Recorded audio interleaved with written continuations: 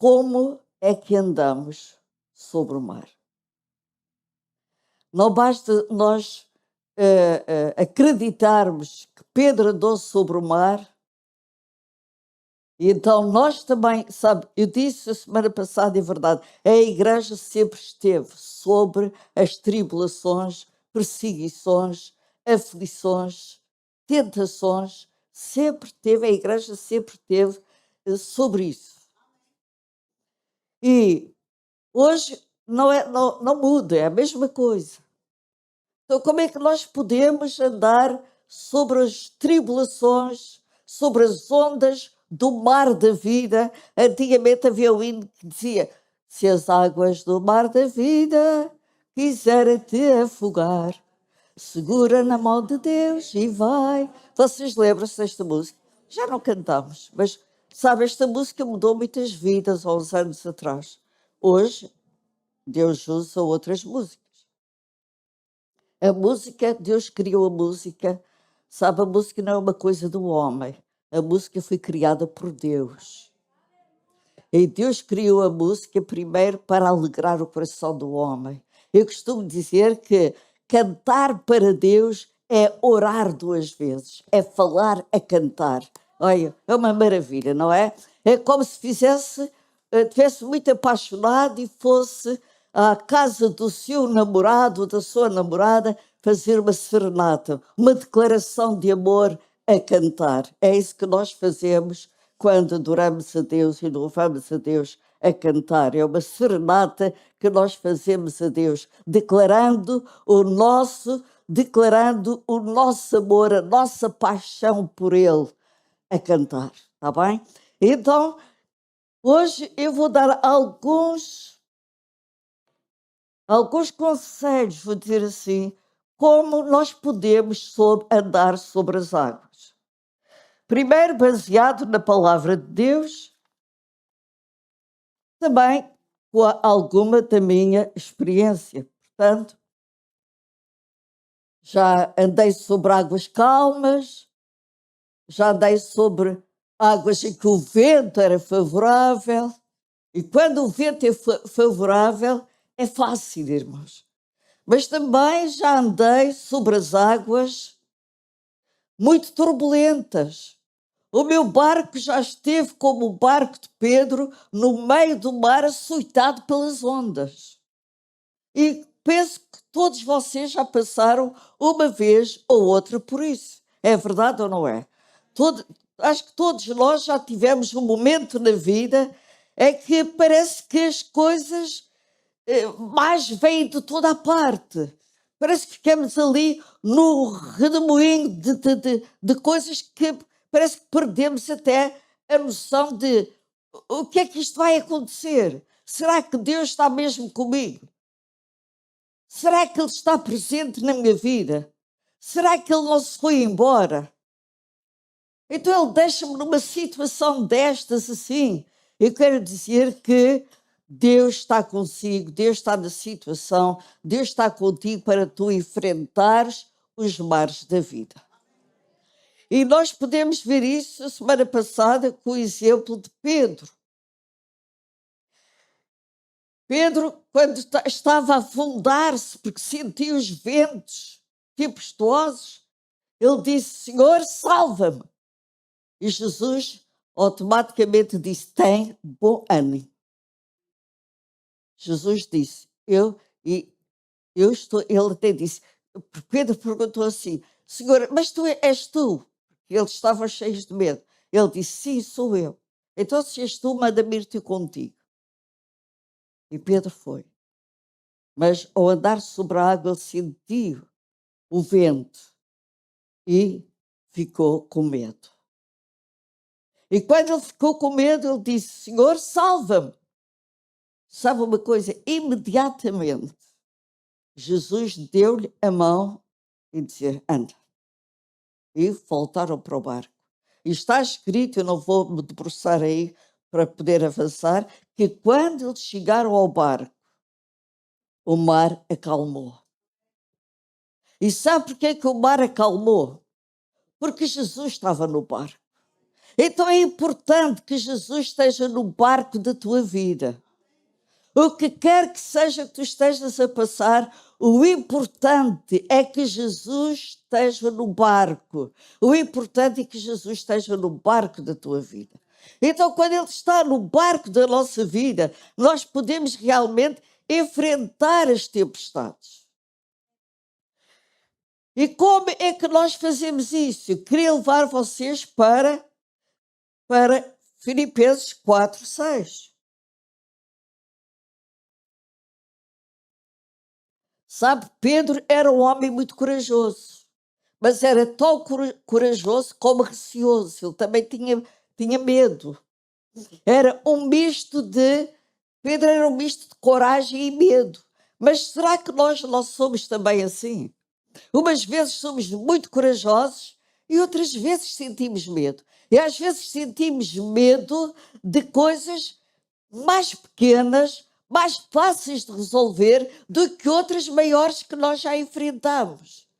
Outra coisa que eu quero vos deixar esta manhã é que tudo aquilo que veio à nossa vida até hoje não nos destruiu. Certo? Tão certo que não nos destruiu que nós estamos aqui. Amém? Então quer dizer que grande parte, a maior parte, ou todos os problemas, circunstâncias da vida não nos podem destruir. Agora, essas circunstâncias da vida e esses acidentes da vida, eles não vão nos destruir, mas vão nos moldar. Moldar-nos para sermos pessoas melhores. Amém? Então vemos aqui também que qualquer tempestade é passageira. Tudo passa. Sabe, eu aprendi uma frase há 40 não, desculpem, há uns 35 anos, talvez, quando veio o John Austin cá a Portugal. Lembras? 34 anos atrás. John Austin foi um grande homem de Deus, ou um homem com um grande Deus que fez coisas gloriosas para implantar e expandir o reino de Deus. E ele tinha uma frase, aliás, ele tinha um livro pequenino, aqueles livros de bolso, que era: nada é para sempre. Eu aprendi esta frase há 30 e tal anos. E isto tem sido o meu lema, é que nada é para sempre. Dificuldades não são para sempre. Circunstâncias adversas não são para sempre. Nós neste momento estamos numa onda de calor, mas esta onda de calor não é para sempre. É uns dias. Depois vai vir o refrigério. Certo, irmãos? Então eu quero que nós possamos pensar que as circunstâncias da vida não nos podem destruir. As circunstâncias da vida não nos podem matar. É engraçado que eu, como a semana passada, preguei sobre andar sobre as águas. Eu tenho uma amiga que me mandou um post com uma fotografia. Nessa fotografia, até era para passar aqui, mas uma questão de tempo, que hoje temos ceia. Nessa fotografia tinha 2 copos. Portanto, nesse artigo que ela me mandou. Tem 2 copos. Os copos são iguais. O volume da água é igual. Mas nesses copos está um homem a flutuar e outro a afogar-se. A tribulação que eles estavam a passar era a mesma, era igual. Então, o que quer dizer o seguinte, que não é a tribulação que nos vai destruir, é a forma como nós enfrentamos a tribulação é que nos vai fazer descansar ou nos vai fazer afogar. Então, é neste descansar em Deus, confiar em Deus. Sabe o que é confiar em Deus? é descansar. E não é fácil, irmãos. Eu estou a ensinar uma coisa a vocês que não é fácil. É fácil de acreditar, mas não é fácil de descansar. Mas é possível. Então aqui em Filipenses 4, versículo 6, estou a falar muito alto, estou, não? Estou assim muito rápida também, tá bom assim? É que eu quero tentar dar a minha mensagem toda. Filipenses 4, 6, não sei se já colocaram aqui, diz assim: eu tenho a certeza que esta mensagem do Espírito Santo, com dois versículos que eu tenho aqui hoje, 1 Pedro 5,7, o pastor Alex já falou sobre ele na nossa sala de oração, estava a encorajar os nossos voluntários a confiar. Parecia que ele sabia a pregação que eu ia dar, mas não sabia. Aqui então em Filipenses 4,6 diz assim: não estejais inquietos por coisa alguma. Este por coisa alguma quer dizer por coisas grandes e coisas pequenas, está bem? Não vamos ficar inquietos quando a circunstância adversa é pequena ou se é grande. Portanto, não fiquem inquietos por coisa alguma. Antes, as vossas petições sejam em tudo conhecidas diante de Deus pela oração e súplicas com a ação de graças. E no versículo 7 diz: e a paz de Deus, que excede todo o entendimento, guardará os vossos corações em Cristo Jesus. Então, como é que nós vamos andar sobre o mar da vida? Nós vemos aqui, primeiro, é não ficar inquieto, é não ficar ansioso. Sabe, isto que eu estou a pregar a vocês foi uma área que eu já tive que trabalhar muito. Em mim, trabalhar muito em mim. Quando o meu marido faleceu, eu fiquei com ansiedade. Pronto, fiquei com problemas de ansiedade. Pois parecia que o mundo tinha desmoronado, pronto. E era de tal maneira a ansiedade que o meu coração parecia que saltava, sabe? Eu até pensava que estava doente do coração. E um dia a falar isto com o irmão Fernando, ele aconselhou-me um cardiologista, que eu fui ao cardiologista, fiz o exame ao coração e o coração está perfeito. E então ele disse: a senhora tem o excesso de ansiedade. E tive a fazer tratamento para a ansiedade. Mas eu aprendi que, mais do que tratamento para a ansiedade, eu tive que aprender a levar toda a minha ansiedade aos pés de Jesus. Eu tive que aprender, no meu tempo de oração com Deus, a colocar tudo nas mãos dele. Eu tive que aprender a descansar nele. E tive que aprender que, se não fosse ele, eu não conseguia fazer nada. Então, o melhor mesmo era entregar tudo a ele. É verdade isto, Roberto, ou não é? O melhor mesmo era entregar tudo a ele. E quando eu comecei a fazer isso, porque havia muitas coisas implícitas, muitas coisas que me preocupavam. Porque a ansiedade é uma preocupação profunda. A ansiedade é uma preocupação profunda. Ou seja, a ansiedade até pode se tornar crónica se não for tratada. E a preocupação profunda, por sua vez, vem de onde? Vem do medo. Nós temos medo de não conseguir. Temos medo de não pagar a renda da casa, ter dinheiro para pagar a renda da casa. Temos medo de não ter dinheiro para pagar a prestação da igreja. Naquela altura ainda estávamos a pagar, era muito alto. E estou a falar da minha situação. Temos medo de, olha, não ter tanta coisa, pronto. E aquele medo até que eu tive que trabalhar isso em mim, sabe? E comecei por declarar a palavra de Deus. E é isto que eu encorajo vocês. Declarem a palavra de Deus para as vossas vidas.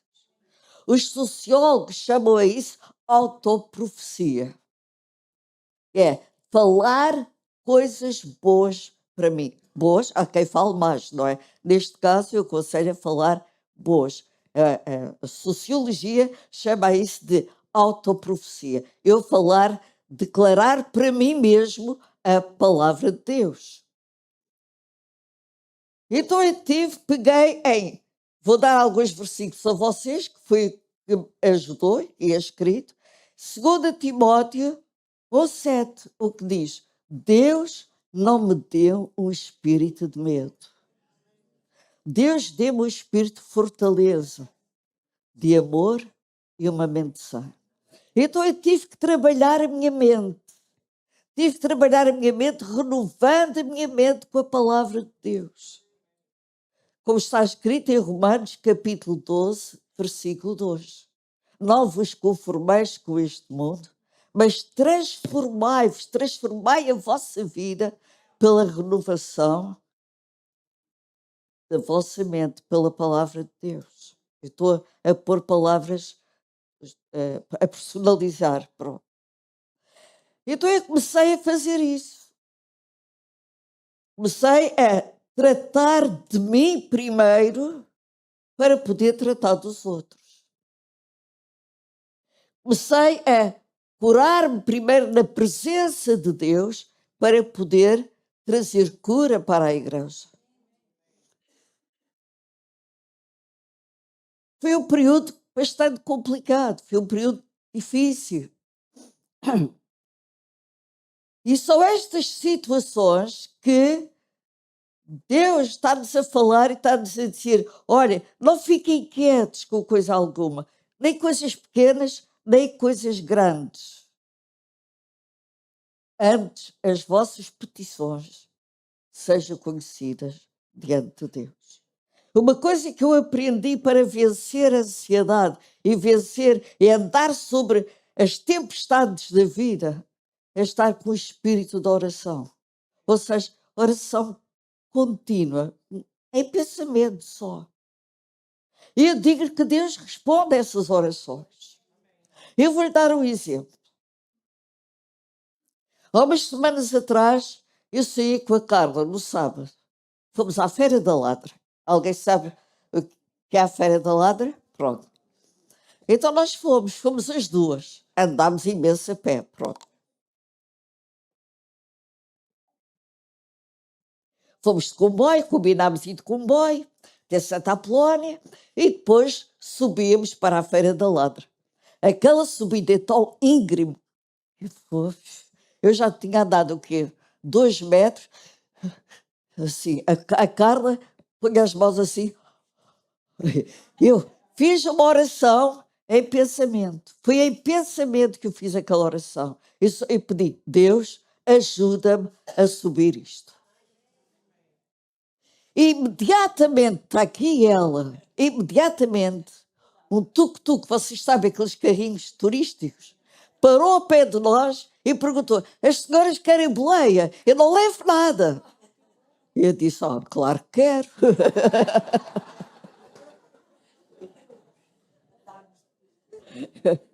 Ele foi e deixou-nos mesmo na Feira da Ladra. Quando chegámos lá, eu quis lhe dar 10 euros, que era uma forma de compensar. Pronto. Não era muito, mas era uma forma de compensar. Ele fez-me assim na mão, anda cá, sabe? Ele estava assim com os 10 euros. Ele disse: a senhora guarda o dinheiro, comprou uma coisinha para si na feira. Está bem? Pronto. E eu comprei um quadro pintado à mão por 10 euros. Exatamente a nota que eu ia dar ao homem, eu comprei. Está aqui a Carla que tinha, está na minha casa pendurada. Eu escrevi por trás: bênção no dia tantos, quando fomos à Feira da Ladra. Eu senti-me grandemente abençoada. Porque fui mesmo. Mas eu nem verbalizei a minha oração. Foi só em pensamento. Eu, para. As senhoras querem boleia. Não levo nada, meu querido, é já. Então isto quer dizer o seguinte, que Deus cuida de nós, irmãos. Será que era uma necessidade de eu ir à Feira da Ladra? Que a gente tem a mania que Deus só dá aquilo que a gente precisa. Ele às vezes dá-nos coisas que a gente não precisa, mas que nós gostamos, certo? Eu precisava de ir à Feira da Ladra? Não. Fomos passear. Era uma necessidade de ir à Feira da Ladra? Não era. Mas Deus respondeu a uma oração apenas em pensamento. Meus queridos irmãos, uma vida de oração é aquilo que nos faz andar sobre a agonia deste mundo, que nos faz andar sobre os problemas deste mundo. É uma vida de oração que nos faz olhar para a frente, irmãos, e não desistir, porque de outra forma muitos de nós já tínhamos desistido. Então vamos aqui, vou continuar. Filipenses 4, 6, continuando. Hoje não trouxe sapatos de salto, tenho que pôr assim para poder ver.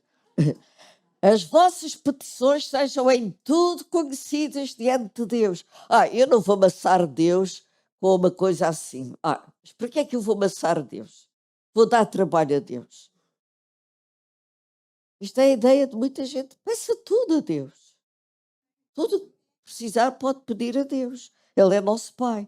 Depois diz, agora, pela oração e súplicas com a ação de graças. Então vemos que uma das formas de nós andarmos sobre as águas é a oração, a fé, a nossa disciplina. Nós precisamos de nos disciplinar para orar, ler a Bíblia, conhecer mais Deus e ter como fundamento aquele que nos pode segurar pela mão em qualquer circunstância, que é Jesus Cristo. Esse está sempre presente. Amém. Depois, continuando, aqui vamos ver, quero que passe para Provérbios 3. Irmãos, a palavra de Deus é incrível, é maravilhosa, sabe? Não há nada melhor que a palavra de Deus nesta vida. É alimento para o nosso espírito.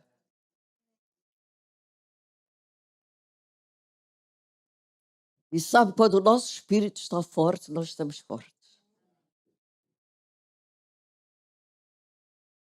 Pode crer. E podemos dizer, como o apóstolo Paulo disse, quando eu estou fraco, eu sou forte, porque o nosso espírito está forte nele. Em Provérbios, capítulo 3, diz assim, versículos 5 e 6. Eu estou a dar um bocadinho rápido. Confia no Senhor de todo o teu coração e não te estribes no teu próprio entendimento. Reconhece-o em todos os teus caminhos e ele endireitará as tuas veredas. Não sejas sábio em teus próprios olhos. Ou seja, não tenhas a mania que sabes tudo. Está bem? Porque ninguém sabe tudo. Há pessoas que têm a mania que sabem tudo. E o que não sabem têm uma ideia, sabe? Há pessoas que sabem tudo. E aquilo que elas não sabem, elas têm uma ideia do que é. Pronto, é assim que se vai fazer. E diz assim, então nos está a ensinar a crer de todo o nosso coração. Reconhecer Deus em todos os nossos caminhos. Em 1 de Pedro, capítulo 1, versículos 5 e 7, diz, lançando sobre ele toda a vossa ansiedade, porque ele tem cuidado de vós. Porque é que nós hoje, porque é que eu posso pregar isto hoje a vocês? Com ousadia, com confiança. Porque eu já experimentei, irmãos. Porque ando há 40 e tal anos a experimentar, a viver, a enfrentar qualquer circunstância pela palavra de Deus. Sabe, eu disse domingo passado que Jesus foi o primeiro homem a andar sobre as águas. Primeiro surfista. E ele surfou sem prancha. Mas Pedro já foi com prancha. Pastora, como é que isso pode ser? Eu vou explicar. Eu passo a explicar. Porque Pedro só foi quando Jesus lhe disse, então, vem. Pedro foi ter com Jesus sobre a água em cima da palavra que Jesus lhe deu. Então, vem. A prancha de Pedro foi a palavra que Jesus lhe deu para ele ir do barco até onde Jesus estava. Amém? Eu quero dizer que a nossa prancha para enfrentar os mares desta vida está aqui, é este livro, a Bíblia Sagrada, irmãos. É a prancha onde nós colocamos os nossos pés sobre as promessas de Deus e Ele nos faz vitoriosos, porque essa é a sua promessa. Amém. Posso continuar? Ou querem que eu acabe já? Pronto, vamos, está cá. Então nós precisamos de valorizar mais e mais aquilo que Deus já fez na nossa vida. Precisamos de ter o coração agradecido por aquilo que nós já temos. Há pessoas que estão sempre a pensar e parece, às vezes há pessoas a orar que vão com uma lista que é só pedidos, parece que vão ao supermercado. E para não se esquecer das compras fazem uma lista. Eu quero isto, quero aquilo, tá. Pronto, colocou a lista ali aos pés de Jesus, vai embora. Mas a oração não é isso, irmãos. A oração é intimidade com Deus, é falarmos com Deus. A oração é, eu falo com Deus. Ler a Bíblia, Deus fala comigo. Amém. É isto, irmãos. É assim tão fácil. Então, nós não podemos controlar as circunstâncias da vida. Nós não podemos. Nós não sabemos o que vai acontecer amanhã. Se nós pudéssemos, bem, as coisas ainda seriam piores do que aquilo que são. Acho eu. Mas há uma coisa que nós podemos fazer, é escolher como é que eu vou enfrentar as circunstâncias da vida. Eu escolho segurar na mão de Jesus, usar a prancha que Ele me deu, que é a sua palavra, e caminhar, andar sobre as águas do mar da vida. Está bem? Então vemos outro recurso. A oração é um recurso que Deus nos deu. A oração não é uma lista de compras ou uma lista de pedidos e também não é um livro de reclamações. Há pessoas que vão, ora, só reclamam. É porque eu não tenho isto, meu marido fez-me aquilo, a minha filha não sei o quê. Não é. A oração é o nosso tempo com Deus, é a nossa comunhão com Deus. Ele é o nosso Pai. Nós somos filhos. Nós precisamos dele. Amém. Nós precisamos de Deus. Cada vez mais. Porque eu sou fraca, mas ele é forte. Eu posso ser frágil, tu podes ser frágil, mas ele é forte. Podes não saber o que está a acontecer, mas Deus sabe o que está a acontecer. Tu podes não saber como resolver o teu problema, mas Deus sabe como vai resolver. Então nós temos que confiar nele. Confiar em Deus. Precisamos de Deus. Estou quase a terminar. Então, a oração, quero só passar isto para vocês. A oração muda os acontecimentos. A oração acalma as tempestades. A salvação dá-nos força. A oração dá-nos força. A oração muda a nossa perspectiva de ver as coisas à nossa volta. A oração muda-nos, irmãos. Se tu passas muito tempo a orar e a tua vida não é mudada, então alguma coisa está errada com a tua oração. A oração muda-nos, molda-nos, para ficarmos cada dia mais parecidos com Jesus. Aquela aspereza do nosso caráter começa a ser amolecido. Aquela dureza da nossa personalidade começa a ser amaciada, porque nós passamos tempo com Deus. Aquele desinteresse pelos problemas dos outros começa a ser cheio da compaixão e da empatia de Deus. A oração muda-nos, irmãos. E quase para terminar,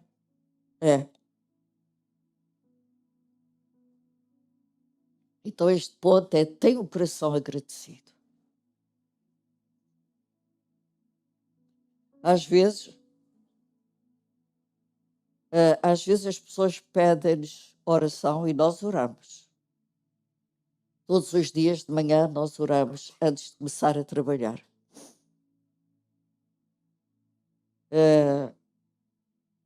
Pois Deus responde e abençoa essas pessoas, mas elas nunca ligam a dizer: olha, pastora, estou bem, olha, nós conseguimos. Ligam para pedir oração, mas nunca ligam para dizer: olha, resultou, Deus abençoou-me. Deus... É tão importante isso. Isso é uma forma de gratidão. E quando nós temos um coração agradecido, acontece uma coisa muito interessante. Quando nós temos um coração tão grato a Deus, nós só queremos que a vontade de Deus seja feita e nada mais. Estou a ensinar alguma coisa a vocês. Estou a ministrar a vocês como andar sobre o mar da vida. Esta vida tem coisas, tem tempos difíceis, toda a gente passa isso, problemas, ou problemas no casamento, ou problemas com os filhos, ou problema financeiro, ou problema no trabalho, sei lá. De facto, a Bíblia não chama problemas. Os matemáticos chamam problemas. Problemas, a Bíblia chama acontecimentos. E a nossa vida é feita de círculos. Termina o círculo, começa o outro. Para começar o outro círculo tem que acabar o outro. Então, nós temos que aprender a caminhar com Jesus nesta caminhada que nós estamos. E para terminar, não sejas egoísta. Para tu andares no mar da vida, aprende a ser generoso. Aprende a não ser egoísta.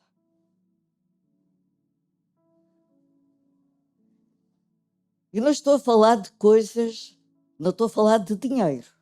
Atenção, não estou a falar nada sobre coisas materiais.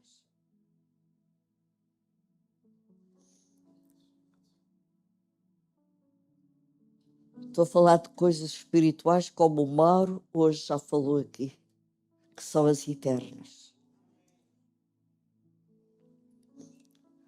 Ora por outras pessoas. Em lugar de estares uma hora só a orar por ti.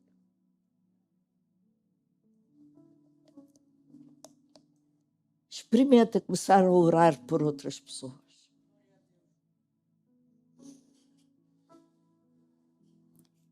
O nosso egoísmo leva só a orarmos por nós. O altruísmo leva-nos a orar por outras pessoas. Ora pela igreja. Ora pelos irmãos que estão de férias. Sejam livres de perigos, que eles voltem com as suas forças renovadas. Orem pelos pastores. Orem por mim. Orem pelo pastor Alex. Orem pelo pastor Guerreiro. Sabem uma coisa? O alvo de Satanás é destruir, em primeiro lugar, os pastores. E a igreja às vezes não se apercebe disto. O próprio Jesus disse: quando o pastor é ferido, o rebanho dispersa-se. Então, orem pelos pastores. Paulo pedia à igreja que orassem por ele, para que, ao abrir da boca dele, a palavra fluísse. para que as oportunidades que ele tinha de pregar o Evangelho fossem proveitosas. Então, orem pelos vossos pastores. Para as irmãs que estão sempre a resmungar acerca dos maridos, orem pelos vossos maridos. Tu tens o marido que tu quiseres.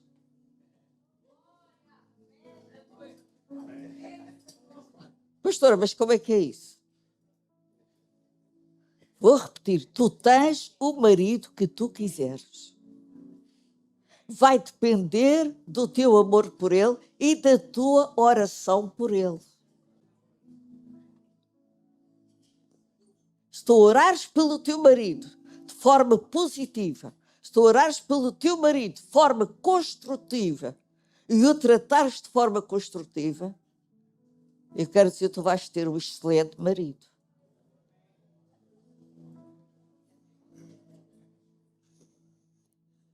Ai, e que mais direi eu? Tenho muitas coisas para dizer, mas pronto, o tempo está a passar. Então, não seja egoísta. Tire tempo para estar só com Deus. Vou terminar com esta. Sabe, nós às vezes oramos só em reuniões de oração. Eu gosto muito de reuniões de oração. Eu não falto, só falta a quarta-feira a reunião de oração, se eu não puder mesmo. Quarta-feira vi a reunião de oração. Eu estava doente, estava com dores de cabeça, não me tinha percebido ainda que estava uma gripe, qualquer coisa. Tive que ir para casa, comecei a ficar com febre e fui para casa. E fui para casa e sabe uma coisa? Eu usei a palavra de Deus. Eu pus a minha prancha e disse, eu recuso a estar doente. Eu recuso-me a estar com febre. Eu estava escalada para pregar hoje. O pastor Alex já estava cá. Mas eu recuso a não fazer o meu trabalho por estar doente. Eu recuso. E Deus levantou-me. Estou aqui. Usa prancha. Está doente. Usa prancha, os versículos da Bíblia que falem de cura divina. E fale para si. Tem problemas financeiros. Usa prancha, versículos da Bíblia sobre finanças e declare para si.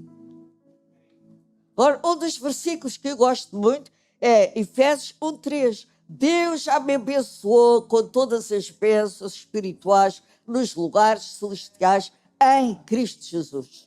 Eu falo isto todos os dias, ou quase todos os dias para mim. Eu não tenho falta de nada, porque Deus já me abençoou. Use a sua prancha e navegue no mar da vida com a sua fé e uma vida de oração. E a vitória absoluta será sua. Amém?